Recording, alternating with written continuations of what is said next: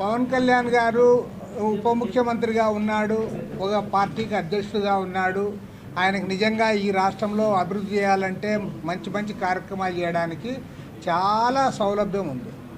దానికి అది వదిలిపెట్టి అసలు ఆయన పార్టీ అజెండా పక్కన పెట్టాడు, ఈ రాష్ట్ర ప్రయోజనాలు పక్కన పెట్టాడు.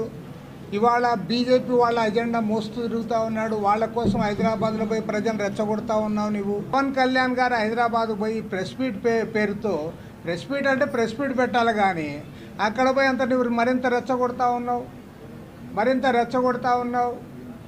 పైగా ఆయన పైన కేసులు పెడతానంటావు. ఒక జర్నలిస్ట్ ఏదైనా మాట్లాడితే నీకు నచ్చకపోతే దాన్ని ఖండిస్తాం తప్పితే ఒకేసారి జర్నలిస్ట్ పైన కేసు పెడతాం, ఆయన అరెస్ట్ చేస్తాం, ఆయన జైల్లో వేస్తాం అంటే ఇది ప్రజాస్వామ్యమా అని నేను అడుగుతా ఉన్నా. ప్రజాస్వామ్యం ఇలాంటి వాటికి తావుందా అని నేను అడుగుతా ఉన్నా. మీరు ప్రతిపక్షంలో ఉన్నప్పుడేమో మీకు ప్రజాస్వామ్యం కావాలనా? మీకు అధికారంలో ఉంటే మాత్రం ప్రజాస్వామ్యం అక్కర్లేదా?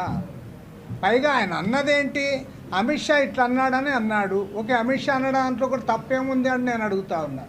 ఇవాళ రాష్ట్రంలో చంద్రబాబు నాయుడు, జగన్మోహన్ రెడ్డి, పవన్ కళ్యాణ్ ముగ్గురు కూడా మీరు నరేంద్ర మోడీకి ఊడిగం చేస్తూ ఉన్నారు. అయిన దానికి కాని దానికి పార్లమెంట్లో మీరు మద్దతు ఇస్తూ ఉన్నారు. కాబట్టి మీరు అక్కడ ఒకవైపు ఊడిగం చేస్తూ అదే మాట ఆయన అంటే నీకు తప్పేం వచ్చిందని నేను అడుగుతా ఉన్నా. ఆయన నువ్వు ఖండించాలి కూడా ఖండించు, కానీ ఇది సరైంది కాదు. ఇవాళ రెండు తెలుగు రాష్ట్రాల ప్రజలు కూడా ఎంతో సౌఖ్యంగా సన్నిహితంగా అన్నదమ్ముల మాదిరి మనం ఉన్నాం. మీరు చేసే రాజకీయాలకి ఇవాళ మళ్ళీ చిచ్చు పెడతా ఉన్నారు. ఇది జనసేన రాజకీయం కాదు, పవన్ కళ్యాణ్ సొంత రాజకీయం కాదు. భారతీయ జనతా పార్టీకి ఊడిగం చేయడానికే ఇవాళ హైదరాబాద్ పోయి ప్రెస్ మీట్ పెట్టావు. నువ్వు రేపు వాళ్ళతో కలిసి అక్కడ ఎన్నికల్లో పాల్గొనాలనే ఉద్దేశంతోనే నువ్వు ఇవన్నీ చేస్తూ ఉన్నావు. కాబట్టి ఈ వ్యవహార శైలి మానుకో. నువ్వు ఇక్కడ మంచిగా చంద్రబాబు నాయుడు గారు మంచి పోర్ట్ఫోలియోస్ ఇచ్చాడు.